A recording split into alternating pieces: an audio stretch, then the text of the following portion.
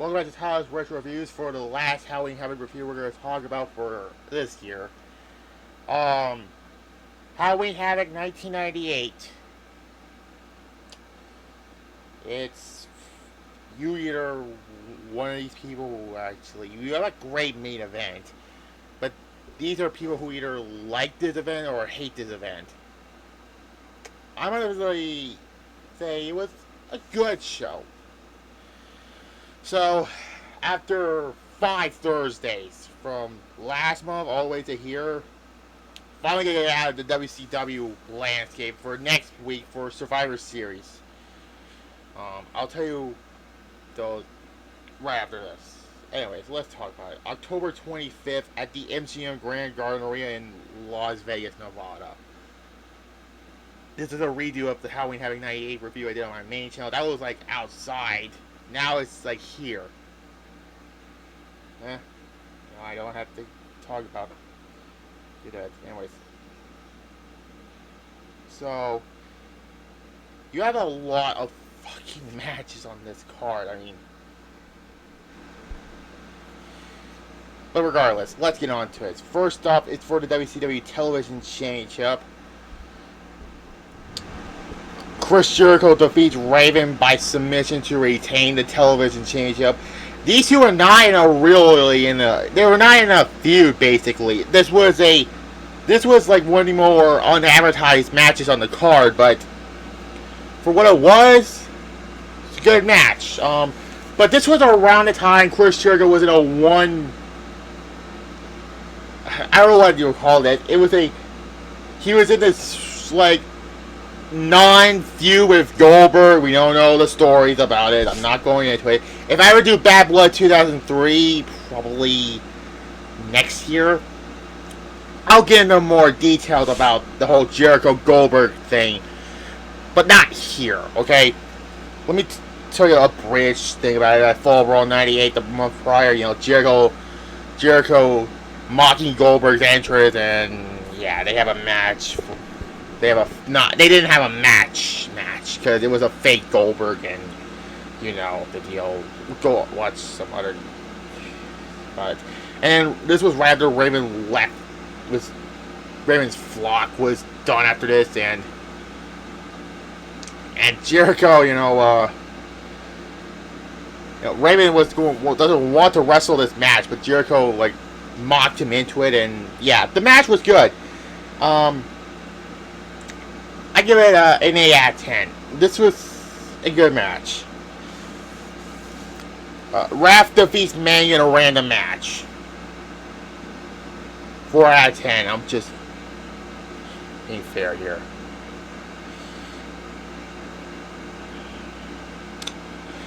Anyways, then we get a match for a Cruiserweight Championship match later that night. Again, WCW at this point was throwing matches for the sake of matches. Basically, the winner of this match faces Billy Kidman later in the night. Disco Inferno defeats Juventud Guerrero. Fuck Disco Inferno, basically. This was an okay match. 5 out of 10 I'll give it. It was okay of a match.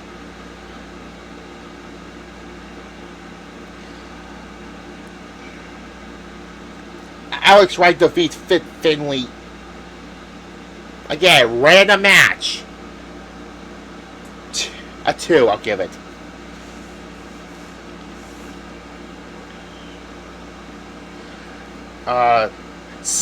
Then Sarah defeats Lodi. This was mostly a squash match, basically.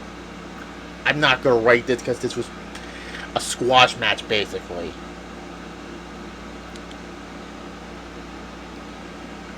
Anyways, next up is for the WCW Cruiserweight Championship. Billy Kidman defeats Disco Inferno to retain the Cruiserweight Championship. Mercifully. And a good match. A 6.5 out of 10 I'll give it. Okay, now the next match is a combined match. So this whole thing about the Stunners breaking up at Super Brawl 8. And this whole thing went to Scott Steiner becoming Big Papa Pump, and of course, this match is for the WCW Tag Team Championships, although Scott Hall and the Giant were the Tag Team Champions at this point. However, due to NWO rules, the Tag Champs can defend by any member, aka the Freebird rule. So, regardless of this, Rick Steiner and Buff Bagwell defeats the Giant Scott Steiner to win the WCW Tag Champions, and this led to a no DQ match between Rick Steiner defeating Scott Steiner in this match. At this point, Buff Bagwell was turned on the NWO, but at this point there were two NWO members, which, psych, Buff Bagwell just teased a face turn, basically. And it was mostly just a handicap match. The best thing spot of this match was the Giant, Big Show, whatever you want to call him, did a fucking missile dropkick from the top turnbuckle. And, yeah. Even though he missed his target, he actually hit Scott, but, yeah. And this led to, Rick Steiner defeating Scott Steiner in this no DQ match. Buff Bagwell came out in a fucking Bill Clinton mask and tries to help Scott win, but Rick Steiner just overcome the odds, and yeah. Yeah, that happened. For that missile dropkick alone, a 7, I'm giving it. For both matches, so yeah.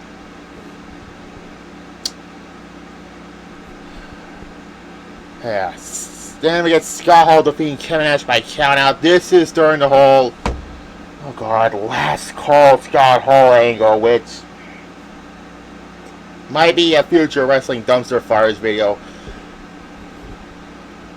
Long story short, at Slamboree 98, the Outsiders broke up because Scott Hall turned on Kevin Nash and helped the Giant, and this whole thing was a fucking convoluted because they were doing the Wolfpack storyline and the NWO Hollywood storyline, but this was the whole last call Scott Hall thing because this was during his real life problems. I don't want to get into those, but yeah. This wasn't really much of a match, but I understand the story about this. Kevin Nash being some sense back into Scott Hall. The best way about it is, have another drink, buddy. You want another? You want another? It was funny in a fucked up way, but it just ended with Kevin Nash jackknifing Scott Hall twice and leaves the ring. I get the story. They were supposed to have another match at World War III, but the match didn't happen. Yeah, 6 out of 10. Just being honest here. Anyways, next up is for the WCW United States Championship. Bret Hart defeats Sting to retain the United States Championship. Time of this recording, Sting is about to go into his retirement in AEW. I don't think he's going to be around much longer in there, but I mentioned in my last Halloween Havoc review last week for 97, but yeah. Bret Hart is a shell of his former self at this point. And yeah, these two do not match well together. And the finish was Bret Hart hitting Sting with the base wedge. He knocked himself out after a Stinger splash. This was the way the right Sting off of television for. And this was the end of Sting being a part of the Wolfpack also. Side note there.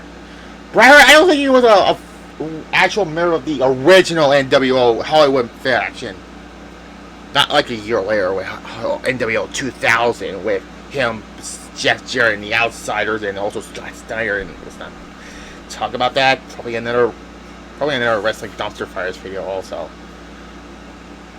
But yeah, their match at Mayhem 99 the year later is better than this match. Yeah. 5 out of 10, I'll give it. And then we get this match. Hollywood Hogan defeats the Ultimate Warrior. Boy, I know he was not called the Ultimate Warrior in WCW because copyright issues, but I'm just going to refer to him as in this video. You don't like it? Middle finger for you. So how did this storyline begin? It started in August on Nitro. Ultimate Warrior made his debut in WCW. You know, he talks about how Hogan never defeated him in a match, which, yeah, that makes sense. And we get some weird stuff in this, like Warrior in a fucking mirror, and like we can see him, the commentator can see him, Hogan can see him, but Eric Bischoff does not see him. He thinks Hogan is out of his fucking mind. Yeah, this match sucked ass. I want to give this a negative, like in my original video 4 years ago.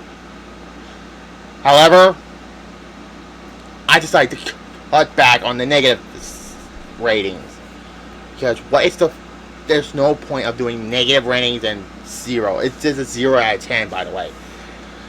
Hogan gets his win back from WrestleMania 6. And people saying this is a match that's 8 years too late. Or 7 years too late, rather. Where years too late?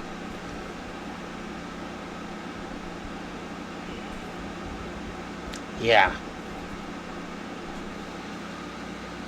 Yeah, this was a bad match. Horace Hogan, Hogan's actual nephew. The original finish was supposed to be Hogan throwing a fireball at Warrior, but he fucking botched it. And it blew up in his face, which was actually pretty funny. I think that was intentional, because they have to have Horace come in the match and hit Warrior with the chair. But meanwhile, Eric Bischoff distracts referee Nick Patrick, by the way. But if he didn't distract him, he put him in a front face lock, basically. Regardless, a 0 out of 10. And the only reason why, because I'm not doing negative anymore. So, that is the reason. Again, I forgot what I gave these original ratings, but we're doing this from scratch. That's probably why. So we go from a shitty semi-main spot to the best match on the night. For the WCW World Heavyweight Championship, Goldberg defeats Diamond Dallas Page to retain the WCW World Heavyweight Championship. You all know what we talked about this. In the original pay-per-view feed, cut out. Because WCW did not tell the pay-per-view promoters we have to go in overtime, basically. So they did the match again on the night after Halloween Havoc, which was the last time Nitro beat Raw in the ratings. Fun fact. I said this before. This match, you can say this, or Mysterio and Guerrero from the prior year's Halloween Havoc is two of the best Halloween Havoc matches. And this match to me was when people think the streak was going to break. Even though I did have it in Starrcade '98. I'm going to have to redo their show. I'm not going to say anything positive about the way. And the reason why, because I'm going to do the January 4th Raw and Nitro also in January, on January 4th. The 25th anniversary of it. I wanted to do the July 6th Nitro and Raw from that show, but you know, whatever. I did that regardless. The moment when DDP reversed the jackhammer into the diamond cutter, people thought it was going to be the finish. Unfortunately, it didn't happen, and Goldberg retained. He was allegedly 155-0. Allegedly. Also, again, I give this a 10 out of 10, by the way. It's one of Goldberg's best matches, and DDP's best matches. I say this match with that's not Undertaker's WrestleMania streak has a best streak title match. I say this match might be par with Asuka Charlotte from WrestleMania 34 as in the best streak match for a championship. But we all know this show is infamous for the horrible Hogan Warrior rematch and the period feed getting cut away.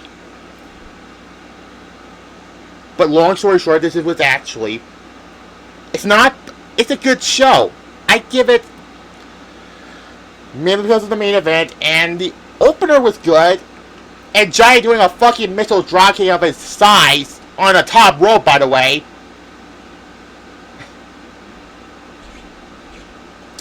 Yeah, I give it a 6.8 out of 10 actually. Yeah, 6.8 out of 10 actually. I'll give it. So, we're done with the WCW reviews for now. Next week is Survivor Series month. So next week will be Survivor Series 1993. And then the next one will be Survivor Series 1998. A redo. Then the week I got Survivor Series 2003. Another redo. And finally Survivor Series 2016.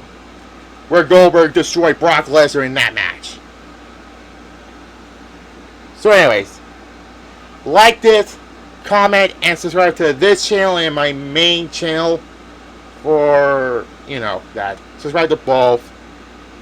And there.